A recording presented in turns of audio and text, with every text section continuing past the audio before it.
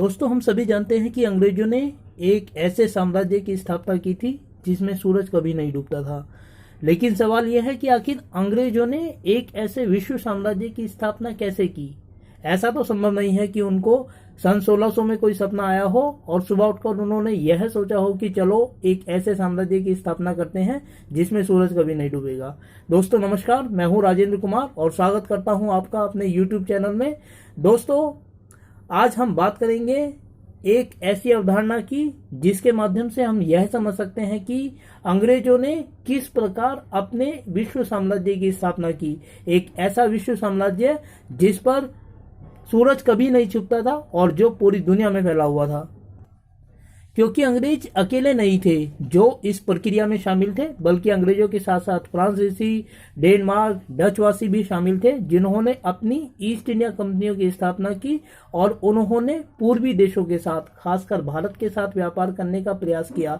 फिर कैसे अंततः अंग्रेज जीते और किस प्रकार उन्होंने विश्व साम्राज्य की स्थापना की, इसे आज हम जानने की कोशिश करेंगे। और इसे जानने का सबसे बड़ा आधार है वाणिज्यवाद। दोस्तों, वाणिज्यवाद एक बड़ी संकल्पना है, एक बहुत बड़ी अवधारणा है जिसके अंतर्गत कुछ मान्यताएं थी। और यदि इन मान्यताओं को देखा जाए तो हम समझ पाएंगे कि यूरोप में आखिर ऐसा क्या हुआ था कि एक साथ इंग्लैंड, फ्रांस, डेनमार्क, हॉलैंड जैसे देशों ने अपनी अपनी ईस्ट इंडिया कंपनी बनाई और पूर्वी देशों के साथ उन्होंने व्यापार करने के लिए अपनी कंपनियों को भेजा।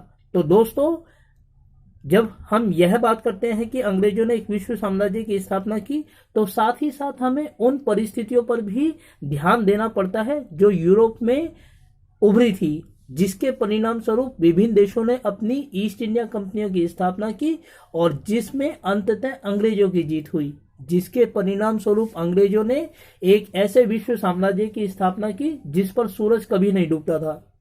तो चलिए दोस्तों, अब हम देखते हैं कि वाणिज्यवाद के अंतर्गत वो कौन कौन सी मान्यताएं थी जिन्होंने यूरोप के विभिन्न देशों को एक ताकत प्रदान की, एक उत्प्रेरणा प्रदान की कि वे अपनी अपनी ईस्ट इंडिया कंपनियां बनाएं और दुनिया के विभिन्न देशों के साथ व्यापार करें और अगर संभव हो तो वहां सत्ता के बल पर अपनी हुकूमत कायम करें। दोस्तों, पुनर्जागरण धर्म सुधार आंदोलन के बाद यूरोप में एक अवधारणा जो उभरी थी उसका नाम था वाणिज्यवाद।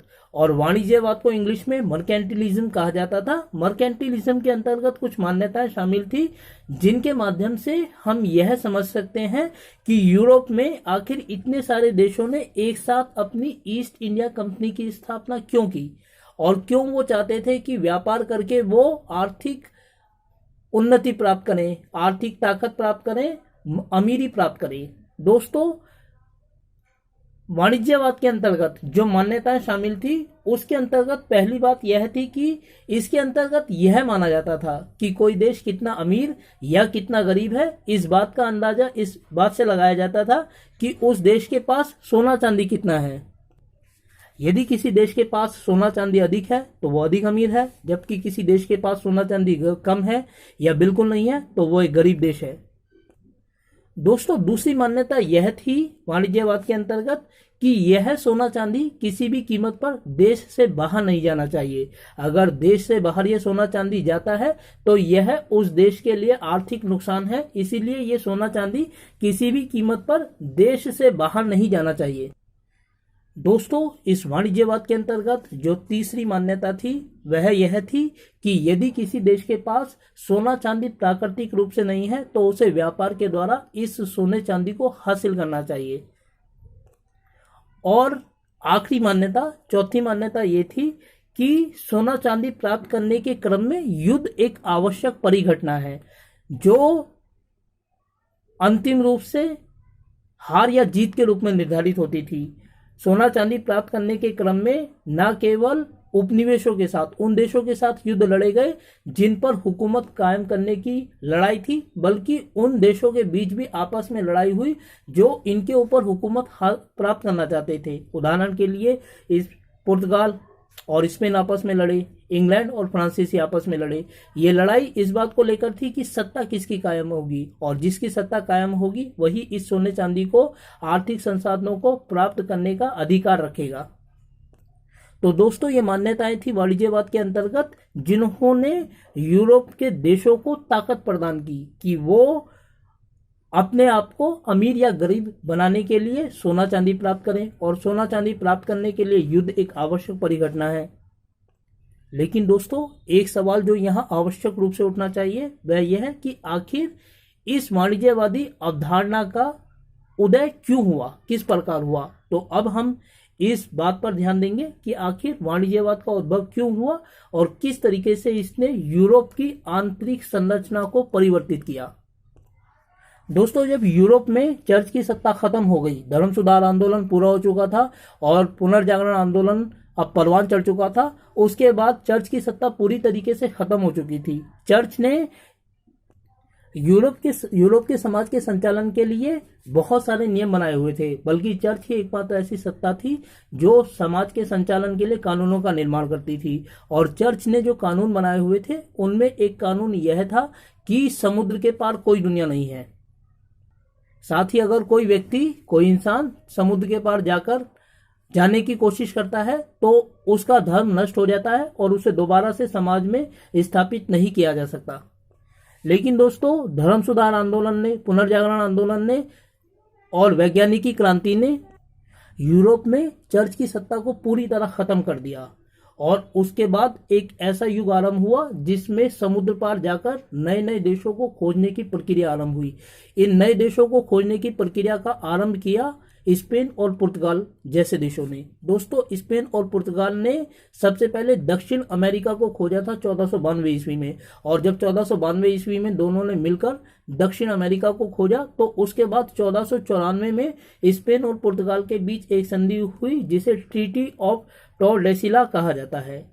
इस संधि का जो मुख्य प्रावधान था, शर्त थी, वह यह थी कि दक्षिण अमेरिका को किस प्रकार बांटा जाए। इस संधि के अंतर्गत यह निर्धारित किया गया कि ब्राजील, जो दक्षिण अमेरिका का सबसे बड़ा प्रांत था, वो पुर्तगाल के अधीन रहेगा, जबकि बाकी का शेष दक्षिण अमेरिका स्पेन के अधीन रहेगा। अब दोस्तों ये स्पेन की खुशकिस्मती थी कि स्पेन को दक्षिण अमेरिका के रूप में एक ऐसा प्रदेश प्राप्त हुआ जो सोने चांदी से भरा हुआ था, जहां अनेक ऐसी खानें थी जो सोने चांदी से भरी हुई थी।